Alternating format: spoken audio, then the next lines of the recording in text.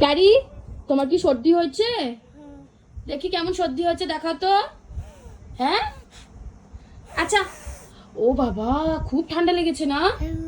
আচ্ছা, এই সর্দিটাকে নাক থেকে বার করে দাও তো, কেমন শিখিয়েছি আমি তোমায়। হ্যাঁ হ্যাঁ, জোরে জোরে, আরে জোরে, আরে জোরে।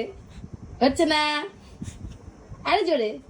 হ্যাঁ, খালি মাথাটাকেই নাড়িয়ে যাচ্ছে, খালি মাথাটা এরম এরম করে। হুম, ঠান্ডা পড়ে গেছে।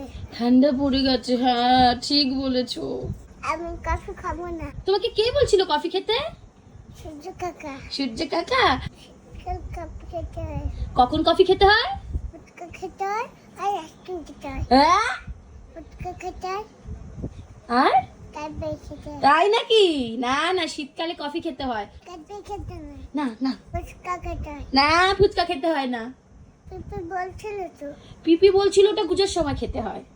না না না না, দেখতেন। দে তালি, না আবার নাও, দে তালি। আবার কফি খেতে হয়, কি বললে? কফি খেতে হয়, হ্যাঁ? আর ফুচকা খেতে হয়। কি বললে? আর ফুচকা খেতে হয়। ও বাবা। শীতকালে ফুচকা খেতে হয়, আর আরেকটা ফুচকা খেতে হয়। শীতকালে ফুচকা খেতে হয় আর একটা ফুচকা খেতে হয়।